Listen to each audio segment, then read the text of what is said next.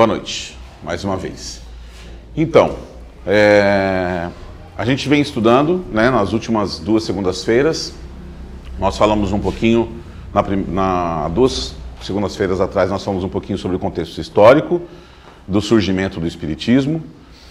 Na segunda-feira passada, nós falamos bastante sobre os primeiros fenômenos, falamos um pouquinho das características do Espiritismo, que a gente vai retomar isso com bastante tranquilidade no decorrer do nosso bate-papo, das próximas aulas. Ver cada ponto mais especificamente, cada explicação da doutrina. A gente só deu uma passada em algumas características da doutrina.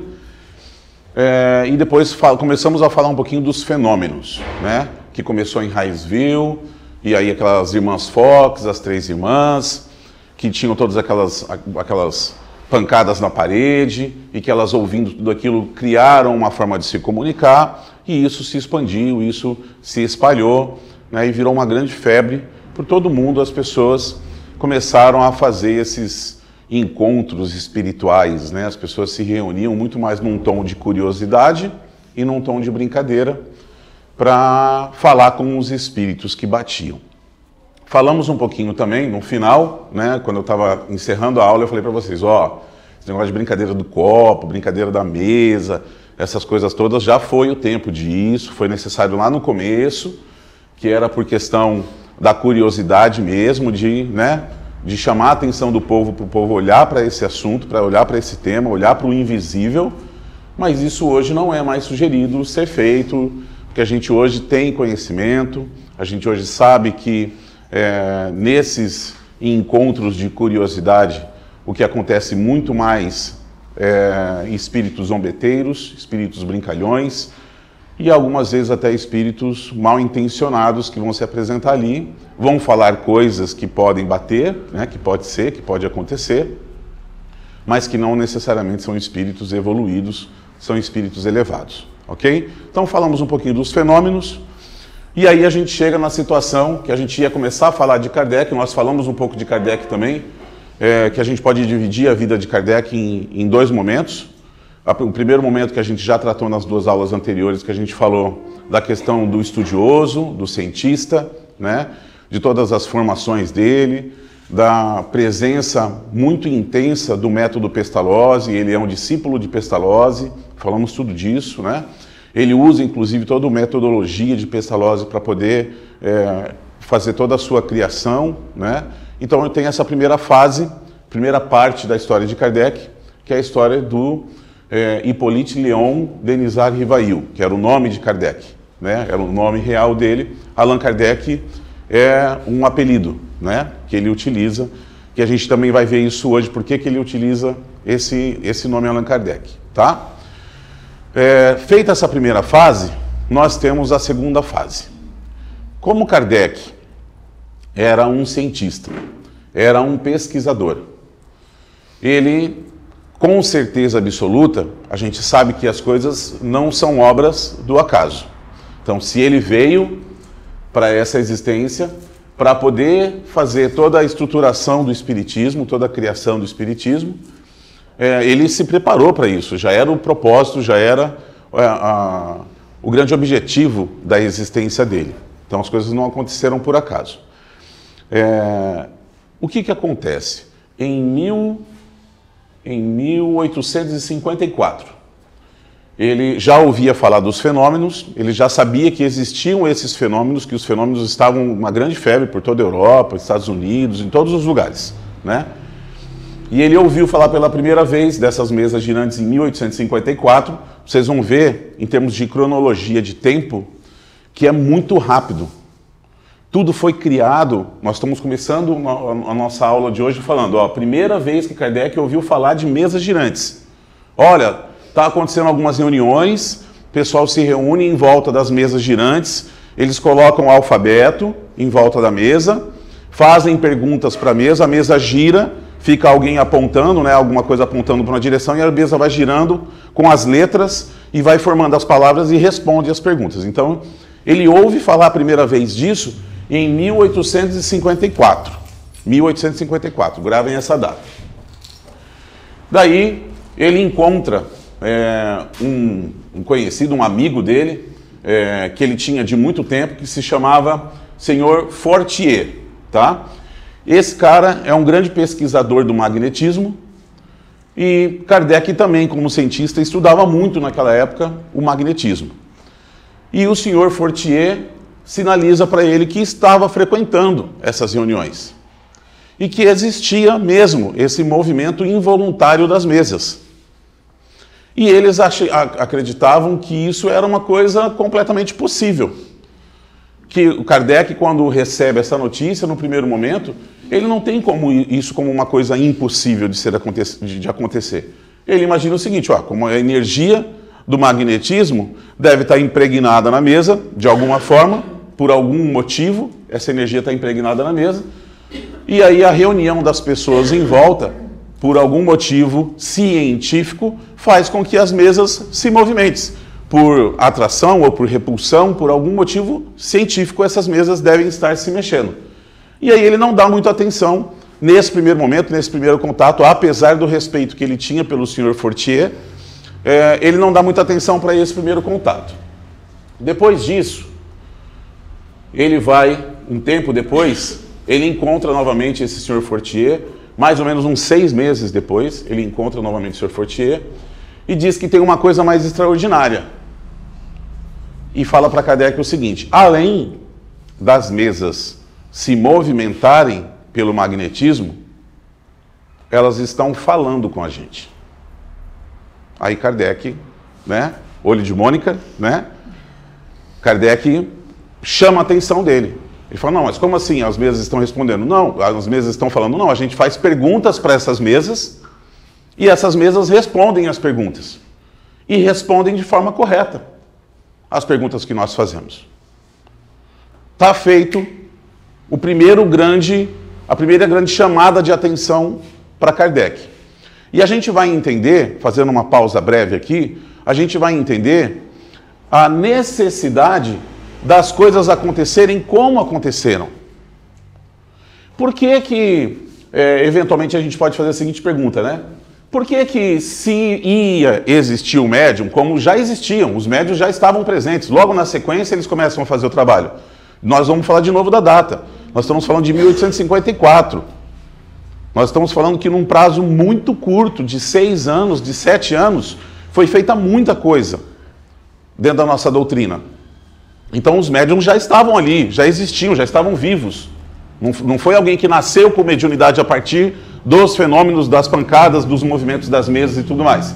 Essas pessoas já estavam encarnadas, vivas ali. Por que que as comunicações não aconteceram direto, através de uma psicografia, por exemplo, ou através de uma psicofonia? Porque como comprovar que existia alguma coisa de extraordinário naquilo? Como comprovar que existia uma interferência do invisível naquilo que estava acontecendo? Poderia ser uma pessoa dizendo, não, mas não sou eu. Tá, mas é você que está dizendo que não é você. Eu acho que é você. E aí? Como é que a gente ia sair dessa disputa? Né? Então, o fenômeno físico das pancadas na parede, o fenômeno físico da comunicação através das cestas, né? Através da mesa girante, através de objetos, era extremamente importante. Por quê? Porque a partir dessa situação, chamou a atenção dos estudiosos na época. Isso deu um estalo. Kardec olha para essa situação e fala, não, espera aí. Tem um cesto de vime com uma caneta enfiada, respondendo perguntas. Tem uma mesa girando, escolhendo letras do alfabeto e formando frases e trazendo respostas de perguntas inteligentes. Como isso é possível? Ele até fala para o Dr. Fortier assim, que diante de um fato inexplicável, que aparentemente contrário às leis da natureza, e que a razão dele não tinha como aceitar, que ele tinha que repelir aquilo não era. Tinha alguma coisa de charlatanismo, tinha alguma coisa errada, tinha alguma coisa complicada ali na situação. E aí ele precisava então investigar. Por quê? Porque mesa não é inteligente. Porque cesta de vime não é inteligente, não responde perguntas. Então, através desse despertar, né, dessa curiosidade, Kardec vai começar a se interessar pelo assunto. Em 1855, então olha só, ele ouviu falar a primeira vez em 54. Demorou um ano. Não é assim, Kardec ouviu falar das mesas girantes, correu lá, viu aquilo acontecendo e falou, nossa, que legal, né? Vamos inventar uma nova doutrina. Lembra, ele era um cientista. Ele tinha metodologia de pesquisa. Ele precisava comprovar as coisas. Ele ouviu de várias pessoas que eram estudiosos, que eram cientistas, que já tinham ido a um desses encontros e que atestavam para ele que efetivamente estava acontecendo aquilo. E só em 1855 ele participa da primeira reunião de uma mesa, né, que eles falavam das mesas girantes, e depois da sexta. E aí, frase de Kardec. Kardec falando. Aí tive ensejo de ver comunicações contínuas e respostas a perguntas formuladas, algumas vezes até perguntas mentais, que acusavam de modo evidente a intervenção de uma inteligência estranha. Ele não só viu, um ano depois, viu as reuniões acontecendo, viu as mesas girando, viu as perguntas que as pessoas estavam fazendo, como ele teve a oportunidade de fazer perguntas mentais, que não foram exteriorizadas e que foram respondidas através da metodologia científica dele. Então ele não saiu acreditando nas coisas, né? E aí, quando ele se depara com aquelas respostas, ele fala assim, não, espera aí, isso é inexplicável. Eles não só estão respondendo, porque poderia, ele até cita nesse livro, gente, esse livro é muito interessante, tá? É a História de Kardec, aquele livro brancão, eu já citei algumas vezes aqui, aquele livro branco que tem um K bem grandão na frente assim. E ele cita, que ele fala assim, ó, inclusive, na cesta de Vimy, a gente se deparava com uma situação de 2, 3 pessoas segurando, você imagina a cesta aqui, né? Eu segurando com as duas mãos de cá, uma outra pessoa segurando com as duas mãos, uma outra pessoa segurando com as duas mãos e uma caneta enfiada no meio. Só se a gente tivesse muito combinado para escrever exatamente a mesma palavra da mesma forma. Alguém fez uma pergunta, nós 3 desconhecidos, segurando a mesma cesta de Vimy, e com a caneta enfiada no meio a gente consegue fazer a letra e escrever num papel a letra da resposta daquilo que tá sendo perguntado. Mas mais do que isso, as mesas giravam, daí em volta das mesas eram mais pessoas. Como que as pessoas faziam girar a mesa e voltar a mesa na mesma situação? Mais do que isso, perguntas que não foram faladas foram respondidas. Como é que responde uma pergunta que não foi falada, que só foi pensada? Então, ele estava ali realmente para testar aquela situação. Compreendi, Kardec ainda continuando falando, tá? Compreendi, antes de tudo, a gravidade da exploração que ia empreender. Então, ele já estava decidindo que ele ia entrar nessa pesquisa. A gravidade da exploração que ia empreender. Percebi naqueles fenômenos a chave do problema tão obscuro do passado e do futuro da humanidade, e a solução que eu procurava em toda a minha vida. As grandes perguntas que não eram respondidas. As grandes perguntas que até então eram mistérios de fé. Coisas sobre o passado e coisas sobre o futuro da humanidade. Da onde viemos, para onde vamos e o que nós estamos fazendo aqui, né? Porque tem gente que está aqui que nem sabe o que está fazendo aqui. Quanto menos da onde que veio e para onde que vai. E que eram as grandes perguntas da existência dele, como de qualquer outro ser pensante daquela época, né? Daqueles grandes intelectuais que tinham essas questões. Lembra que eu falei que eles vinham decorrentes de uma de uma linha de pensamento muito grande que no século XVII, através do iluminismo, depois no século XVIII, através das revoluções francesa, industrial e tudo mais, tudo isso influenciava as grandes transformações. A gente falou disso na nossa primeira aula. Então ele tinha muitas perguntas a serem respondidas. Mas vamos lá. A outra coisa que ele traz, que ele observa, é que essas almas que estavam se comunicando não eram gênios. Eles conseguiam responder algumas coisas de acordo com o conhecimento que eles tinham. E Kardec começa a identificar a questão de que quando nós desencarnamos, eram espíritos que estavam encarnados, que desencarnaram, e que só conseguiam trazer as respostas daquilo que eles conheciam. Não era pelo fato de estar desencarnado que eles conheciam todo. Como se achava, né, que uma comunicação de alguma coisa do invisível, ou era alguma coisa muito boa, ou era um anjo do Senhor, ou era alguma coisa muito ruim. Na grande verdade, a grande maioria achava que era uma coisa muito ruim que estava respondendo. E ele começou a perceber, através de perguntas que eles faziam, que esses espíritos nada mais eram do que pessoas que eram encarnadas e que estavam fora do corpo. Que não tinham conhecimentos além, só porque tinham desencarnado, só porque tinham morrido, porque o corpo físico tinha morrido. E ele começa a entender que ele precisa falar com mais espíritos. Ele começa a entender que ele precisa expandir essa pesquisa dele. Que ele precisa falar com tantos quantos forem possível, para poder ter a dimensão de como as coisas funcionam, para poder bater essas respostas e verificar que respostas são essas. Porque eu posso estar perguntando para o Ricardo, que é formado em História, alguma coisa de Física. E eu vou dar a resposta do que eu lembro, da época que eu estudei Física na escola. Mas com certeza absoluta, eu não vou dar a mesma resposta se você perguntar para um físico. A resposta dele será diferente. Será melhor, mais aprofundada, mais detalhada. Então ele não podia se basear em poucas respostas. Ele não podia sair acreditando em toda e qualquer comunicação que se apresentasse. De novo, até então, ele está experimentando os espíritos. Ele está testando esses espíritos. Ele está tentando entender esse mundo invisível que até então era completamente desconhecido. Ok?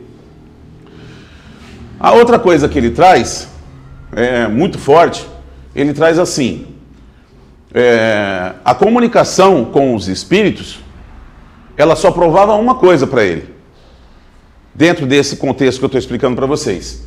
Provava apenas a existência do mundo invisível. O mundo invisível existe. Só isso. Tudo que estão me contando, eu tenho que verificar. Eu vou ter que bater essas informações, eu vou ter que bater essas respostas. Tá? E o segundo ponto, não menos importante, era que aquela comunicação ia permitir conhecer o estado desse mundo invisível. Conhecer a condição desse mundo invisível. Como é o lado de lá? Até então, ninguém nunca tinha voltado para contar. E ele via a grande oportunidade de desvendar esse mundo invisível.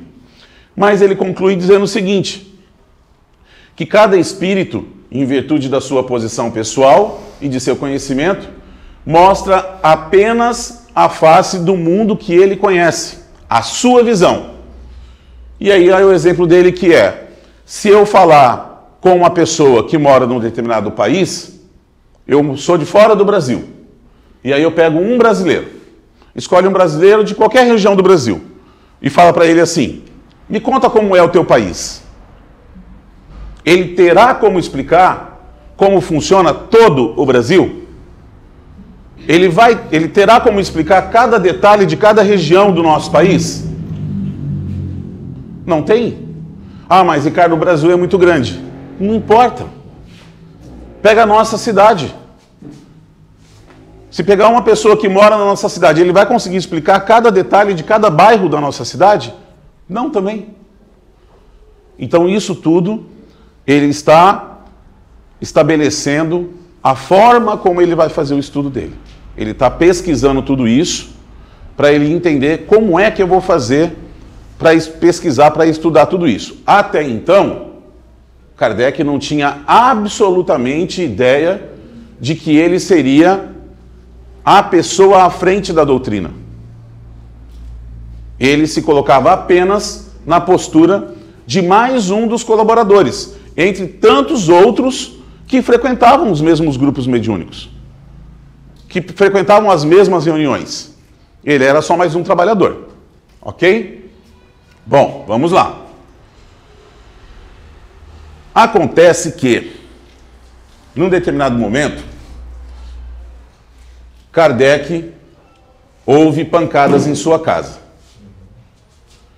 E aí, ao ouvir pancadas na sua casa que não aconteciam, essas pancadas não aconteciam na casa de Kardec, ok? Em um determinado momento ele ouve pancadas na casa dele. Num próximo encontro mediúnico, ele questiona os espíritos que estão ali se comunicando, dizendo o seguinte: olha, eu ouvi pancadas na minha casa. E eu quero entender quem é que estava lá. Por que estavam lá? Por que bateram lá na minha casa? Por que deram pancadas? Qual o motivo dessas batidas? Queria entender o que estava acontecendo. E o espírito que estava se comunicando, isso é bem importante, isso é fundamental dentro da nossa doutrina, esse momento, esse episódio. O espírito que estava se comunicando fala assim para ele: olha, é um espírito próximo. É um espírito próximo seu. Você quer saber quem ele é? Pois bem, pergunte para ele está aqui para se comunicar com você. E esse espírito então se apresenta. E Kardec, de um jeito muito peculiar, conversa com esse espírito e pergunta: olha, é possível eu saber quem é você? E ele responde assim: para você, eu terei o nome de A Verdade. Todos os meses eu estarei aqui e eu vou determinar um tempo com você, alguns minutos com você, para que você possa tirar as suas dúvidas sobre os seus estudos, que você vai estar realizando com os outros espíritos. Então, se estabelece uma primeira conexão com esse espírito, chamado Espírito de Verdade. Eu estou fazendo um parênteses aqui, no meio da nossa explicação, para que a gente possa entender quem é esse espírito que se apresenta, tá? E a necessidade dessas pancadas e tudo mais, porque essas pancadas elas vinham acontecendo com a finalidade de chamar a atenção. Esse era o modo de ser feito, tá? Era o modo de ser feito. Mas como é que esse espírito se comunicou com ele, se ele não ouvia? Através de perguntas e respostas, respondendo ali, não falando, né? Ele perguntando e o espírito respondendo através dos mesmos movimentos, as mesmas coisas. Nesse momento, já tinham médiuns que psicografavam, né? Já tinham médiuns que psicografavam, então ele já consegue estabelecer esse tipo de conversa um pouco mais plena, né? Não de ficar mexendo com a cesta, com a mesa. Nós já tínhamos passado dessa fase das mesas girantes, tá? Então, Kardec reforça depois, né? Depois de todo o processo, Kardec vai reforçar que realmente teve, no final da sua vida, ele reforça que ele teve uma comunicação muito intensa com esse espírito de verdade, que esse espírito de verdade esteve muito presente em muitos momentos da vida dele, e quando não, espíritos superiores, espíritos de luz, que estavam sobre o comando, sobre as ordens desse espírito de verdade, se fizeram presentes em muitos momentos de dificuldade da formação da doutrina, da vida pessoal dele, de tudo, da vida profissional dele, de tudo que ele realizou no curto período de tempo que ele fez, tá? Eu ainda continuo dentro do meu parênteses. Em 1863, Kardec trabalhava secretamente em uma obra. Nenhuma das pessoas que estavam envolvidas nos projetos de psicografia e nos projetos de mensagens sabiam da existência dessa obra, ele simplesmente fazia as perguntas, recebia as respostas, mas ninguém sabia no que ele estava trabalhando, né? E ele vai trabalhando em segredo em relação a essa obra, tá? Depois, no final, inclusive ele não abria a informação dessa obra para não haver uma interferência dos médiuns naquilo que ia ser escrito. Então, era uma coisa realmente que ele fez de forma isolada. E aí ele lança, quando ele vai lançar essa obra, quando ele manda produzir essa obra, ele tem uma interferência do editor-chefe que pede para ele mudar o nome da obra. E aí ele muda, segue a orientação dessa pessoa, né, do produtor, e aí ele muda o nome da obra para o Evangelho segundo o Espiritismo. Um pouquinho antes do lançamento dessa obra, do Evangelho segundo o Espiritismo, eles recebem uma mensagem no grupo, nos trabalhos. Eles recebem uma mensagem que diz assim: um novo livro acaba de aparecer. É uma luz mais brilhante que vem clarear a vossa marcha. Há 18 séculos vim, por ordem de meu pai, trazer a palavra de Deus aos homens, de vontade. Essa palavra foi esquecida pela maioria, e a incredulidade, o materialismo, vieram abafar o bom grão que eu tinha depositado em vossa terra. Há várias moradas na casa de meu pai, disse-lhes eu há 18 séculos. Essas palavras, o Espiritismo veio fazê-las compreendidas. Assinado, o Espírito de Verdade. Kardec faz uma única nota em toda a obra dele, dizendo que ele tem muito cuidado na avaliação de quem é esse Espírito, que ele tem um zelo muito grande para não dizer uma coisa que pode não ser, mas que na opinião pessoal dele, o Espírito de Verdade se tratava de Jesus Cristo. Uma única nota em toda a obra. E ele vai falar sobre esse acontecido, sobre essa troca, sobre esse diálogo que ele tem com o Espírito de Verdade, que eu aqui não vou chamar de Jesus Cristo, vou manter a mesma ideia que a obra traz para nós, tá? Então, ele só vai falar isso, ele só vai escrever sobre isso 10 anos depois do ocorrido. É que ele vai fazer essa nota e vai fazer algumas explicações sobre essa comunicação que ele teve com esse Espírito de Verdade. Gente, pensa a gente nessa situação, né? Falei com um espírito de extrema luz que vem trazer uma série de orientações e que eu tenho quase certeza que se trata de Jesus Cristo. O que a gente faz? Põe no Facebook, né? Põe no Facebook, joga nos grupos do WhatsApp. É muito difícil, tem que ter uma maturidade espiritual muito grande, tem que ter um propósito muito grande. Sobretudo, se vocês lerem no livro que a gente está orientando vocês, o livro do ESD, tá? Nós estamos fazendo o acompanhamento pelo livro do ESD, o Estudo Sistematizado da Doutrina Espírita, o tomo 1, que é o primeiro livro, são 3 livros. Quando você lê, existe uma explicação, inclusive, que nessa comunicação, o Espírito de Verdade orientou ele, que ele não poderia falar com ninguém sobre isso, que ele não poderia, que ele teria que ter um cuidado muito grande sobre essas informações, sobre essa troca, sobre essas conversas que ele teria com o Espírito de Verdade, correndo o risco da grande missão dele falhar. Que missão? Acontece assim, ó.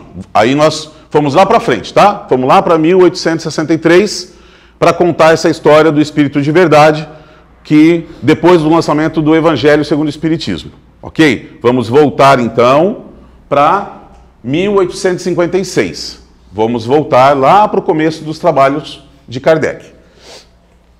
E aí, pela mediunidade da senhorita Aline, Kardec questiona o Espírito de Verdade, através dessas comunicações que aconteciam, sobre a intenção de obter mais informações acerca da sua missão. E que alguns espíritos já estavam apontando ele como missionário-chefe da nova doutrina. E ele se assustou com esse posicionamento que alguns espíritos, que eram espíritos superiores, que eram espíritos mais elevados, que estavam sobre o comando e a ordem do Espírito de verdade, sinalizaram para ele que ele seria o missionário-chefe dessa nova doutrina. E até então, nós já estamos falando de 2 anos ininterruptos de trabalho, ele estava se posicionando apenas como mais um colaborador, né? O que acontece? Bom espírito, eu desejara saber o que pensas da missão que alguns espíritos me assinalam. Resposta do Espírito de verdade. Confirmo o que foi dito, mas recomendo-te muita discrição se quiseres sair-te bem. Tomarás mais tarde conhecimento de coisas que te explicarão o que ora te surpreende. Ela somente pode justificar-se pela obra realizada, e tu ainda não fizeste nada. Se a cumprires, os homens saberão reconhecê-lo cedo ou tarde, visto que pelos frutos é que se verifica a qualidade da árvore. Já ouviram isso? Pelos frutos é que se verifica a qualidade da árvore. Foi a orientação do Espírito de verdade para Kardec. Gente, a partir desse diálogo com o Espírito de verdade, tendo uma noção de quem se tratava esse Espírito de verdade, ou pelo menos uma ideia de quem poderia ser esse Espírito de verdade, Kardec efetivamente se torna um missionário que ele veio para ser. Ele veio com o propósito, sim, de fazer o que ele estava fazendo. Só que após esse diálogo com o Espírito de verdade, isso muda completamente a forma dele de fazer as coisas. E ele vai mergulhar, ele vai se enfiar nesse trabalho, vai se dedicar para poder fazer a construção de tudo que vinha pela frente. Mais direcionado, mais consciente das coisas que precisavam ser feitas, de tudo que precisava ser construído e muitas das coisas que precisavam ser destruídas, de ideias, de conceitos que, de novo, o Espiritismo, ele é a revolução moral daquela época. Ele traz a revolução moral, a revolução religiosa daquela época, né? Como tantas outras religiões, tantas outras revoluções de outras áreas. O Espiritismo vem trazer essa revolução do conceito moral. Estou trazendo algumas datas aqui para vocês, porque nós começamos em 1854, aí falamos agora, ele teve a primeira conversa dele com o Espírito de Verdade em 56. Em 57, o livro, a primeira edição do Livro dos Espíritos é lançada. E ela é lançada com apenas 501 perguntas. 501 perguntas e respostas que foram feitas, tá? Depois, no mês de março de 1860, lança a segunda edição com 1019 perguntas e respostas, que é exatamente o Livro dos Espíritos que nós temos hoje, tá? 1019 perguntas e respostas, trazendo temas diversos, com muitas explicações que até hoje muitos de nós não compreendemos, né? Que até hoje tem coisa que a ciência está descobrindo agora, que o Livro dos Espíritos já explicou e já estava lá atrás, né? Nós estamos falando de 1860. Nesse momento de fazer o lançamento da edição do Livro dos Espíritos, Kardec se depara com uma situação. Quem que assina o livro? Quem é o autor do livro? Que nome que eu coloco aqui? Lembra que na primeira ou na segunda aula perguntavam assim, mas por que Allan Kardec? Eu achava que o nome dele era Allan Kardec. Não era, né? Hippolyte Léon Denisard Rivail é o nome dele, do professor Rivail. E aí, ele está naquela grande questão, que nome eu coloco? Se ele coloca o nome dele, ele tem uma situação que traz força para a pesquisa, porque ele era um pesquisador, ele era um cientista conhecido. Então, se ele colocasse o nome Rivail, professor Rivail, o que ia acontecer? Uma das possibilidades é que iam dar mais valor. Falar, nossa, mas ele é um cientista, ele pesquisou, realmente deve ser. Mas esse era o único ponto favorável. Todos os outros pontos eram contrários. E muita gente poderia colocar em descrédito a questão da vida profissional dele daí. E ele ainda teria que, pro resto da vida, se sustentar. Porque ele não ganhou dinheiro com o espiritismo, né? Vendendo livros espíritas. A vida de Kardec foi uma vida muito difícil profissionalmente. Faltou muita coisa, né? Foi realmente muita dedicação pela doutrina. Então, ele tinha a complicação. Nesse momento ele ainda pensava, mas como é que vai ser minha profissão? Né? E como é que vai ser a questão do meu nome? A obra não é minha, a obra é de muita gente que está envolvida. Muitos médiuns, muitos espíritos, muitos trabalhadores que estão aqui. E aí, ele é orientado por um dos seus guias espirituais, que se chamava Zéfiro, e que conta que ele, nos tempos dos druidas, druida era um sacerdote, tá? Dos gauleuses e dos celtas, que na época, na Gália, onde hoje é a França, ele foi um druida que tinha o nome de Allan Kardec. Foi um líder, e ele tinha o nome de Allan Kardec. E aí ele toma então a decisão de usar o pseudônimo e assina essa primeira obra, que é o Livro dos Espíritos com 501 perguntas e respostas, com o nome de Allan Kardec, que depois vai sair a segunda edição e todas as outras obras, tá? Alguma pergunta até aqui? Assim, ó, ele, antes de conhecer a doutrina, ele era cristão ou ele foi... Os pais... Os cientistas não são nada naquela época. Os pais dele eram protestantes. Eles eram protestantes, então ele tinha uma formação religiosa cristã. Ele tinha. Bom, tem uma situação aqui que a gente precisa trazer, e eu vou trazer algumas cronologias aqui. Então, ele conheceu a primeira vez as mesas girantes, quando foi mesmo? 54. 1854, ele conheceu pelo primeiro contato dele com as mesas girantes, ok? Em 57, 3 anos depois de muita pesquisa, ele lança a primeira edição do Livro dos Espíritos. 1857 sai a primeira edição com 501 perguntas e respostas. Em 1858, ele lança a Revista Espírita. Em 1859, um ano depois, Revista Espírita, um ano depois de novo, em 1859, ele lança O que é o Espiritismo, que é um livro pequenininho, extremamente interessante, extremamente importante para quem quer conhecer um pouquinho mais sobre o que é o Espiritismo, tá? E em 1860, um ano depois de novo, ele lança a segunda edição do Livro dos Espíritos, já com as 1019 perguntas e respostas, só que aqui tem mais um detalhezinho, muito importante que aconteceu na época.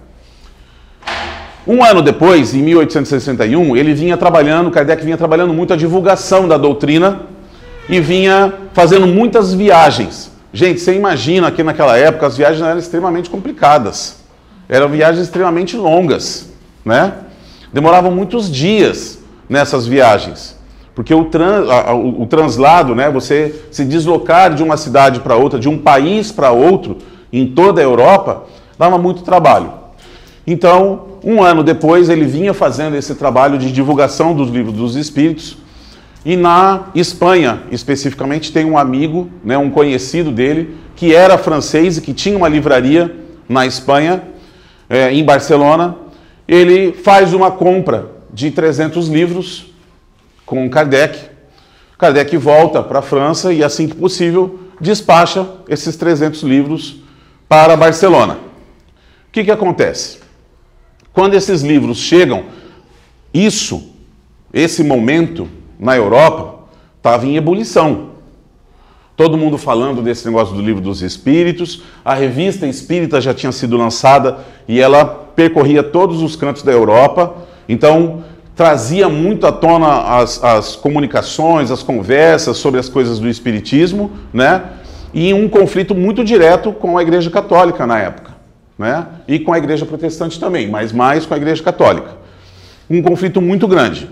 O que acontece? Em 1861, Ele faz essa venda de 300 livros para esse amigo francês que tinha uma livraria em Barcelona. E quando ele manda esse pedido para esse amigo, para ele vender esses livros em Barcelona, a alfândega identifica que esses livros vieram da França e eles abrem e vão identificar que se tratava do livro dos Espíritos. É comunicado na época, porque existia essa relação muito próxima, né? É comunicado na época e por ordem do bispo de Barcelona, que se chamava Antônio Palau Termes, esses livros são confiscados. Os livros são confiscados, são levados para uma praça em Barcelona, uma praça pública, onde normalmente eles executavam as pessoas que eram condenadas. Criminosos que eram condenados eram executados nessa praça. E aí eles fazem toda uma cerimônia, e eles citam a cerimônia, né?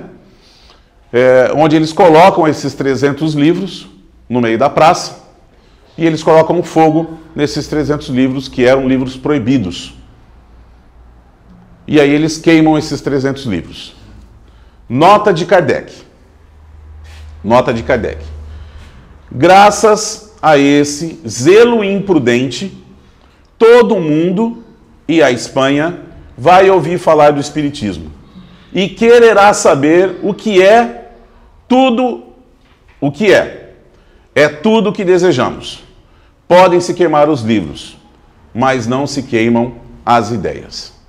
Foi a maior propaganda da história. Eu acho que não tem nenhum outro momento na história do Espiritismo que houve uma propaganda tão grande de um livro, né? Porque a partir daí o livro dos Espíritos explode.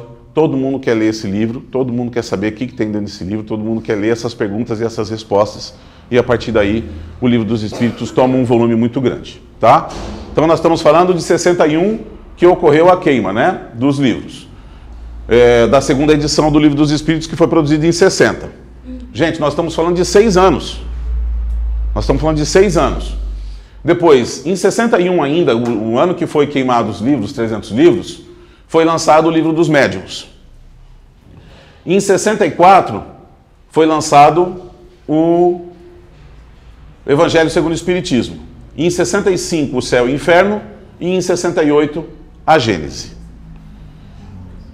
Entende que assim, ó, é um trabalho muito grande. É um volume de trabalho com o desconhecido, não da forma como acontece hoje. A gente fala isso aqui e fala assim, mas o Chico Xavier psicografava um livro em quanto tempo? Né? Mas é um outro cenário, é uma outra situação, né?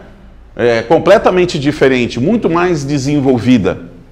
Não querendo comparar um com o outro, mas é importante a gente ter esse cenário, que ele conheceu a mesa girante em 54, e nós estamos falando aqui que em 68, toda a produção das 5 obras básicas, 6 se nós considerarmos o que é a Revista Espírita, né?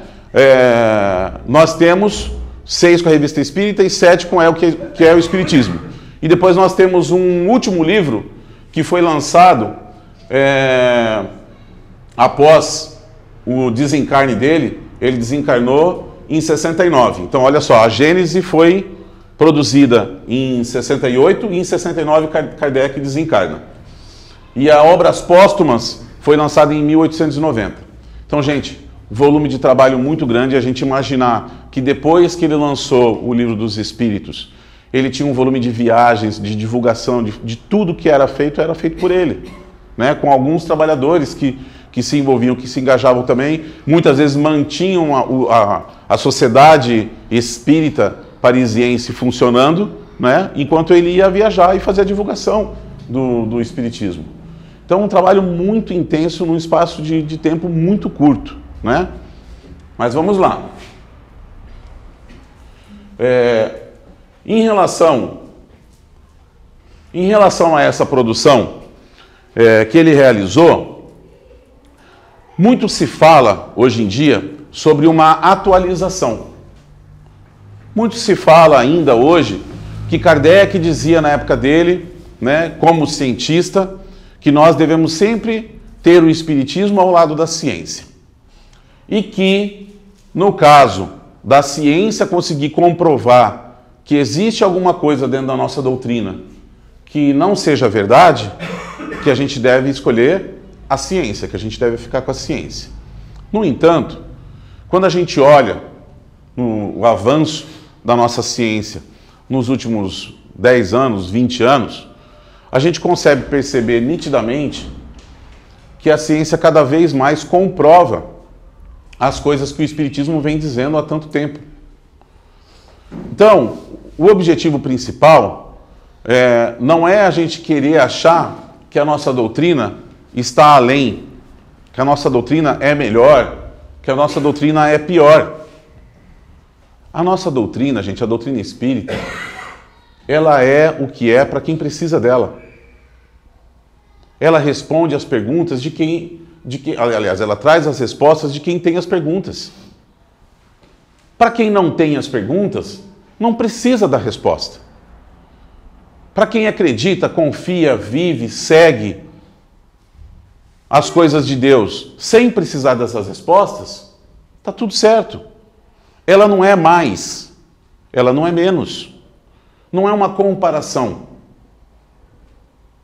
A nossa doutrina, ela explicou desde muito tempo.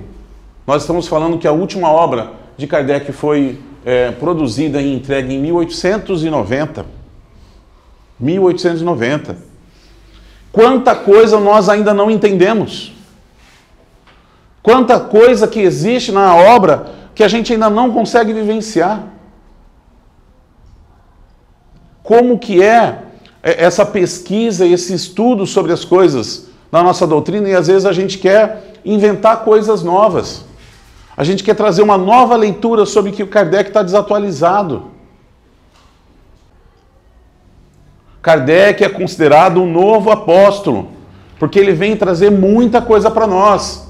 Para nós, por que a gente está aqui? A gente está se preparando para o que vem por aí. O mundo de regeneração está caminhando a passos largos.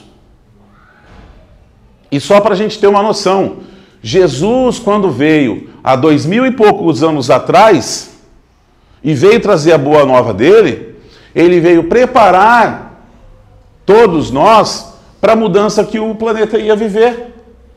Ele já sabia que ia acontecer todas essas transformações que estão acontecendo, e que ainda vão acontecer muitas outras. Jesus não caiu de paraquedas aqui na Terra para fazer o quê? Para trazer a explicação que era necessária naquele momento. E de tempos em tempos a gente vem recebendo novas informações. Quando todo mundo estiver enxergando, quando todo mundo estiver interagindo com esse plano espiritual, e talvez em muitos lugares, em muitos templos, as pessoas não saibam lidar com isso, nós não vamos sair na frente e falar assim, vocês viram? Então, nós somos espíritas, nós estamos falando desse negócio aí desde quanto tempo? Não é para isso que nós estamos recebendo a informação. Nós estamos recebendo a informação para quando for necessária, eu poder estender a mão e falar, deixa eu te ajudar? Eu sei te ajudar, eu posso te ajudar. Deixa eu te ajudar? A gente vai ter condições de fazer isso. A gente já faz isso dentro da casa espírita. Quantas pessoas entram dentro da casa espírita que negligenciaram, às vezes, tudo isso que a gente está falando de mediúnico, de todas essas explicações. E às vezes cai aqui dentro da casa espírita e fala assim, pelo amor de Deus, me ajuda, eu não aguento mais.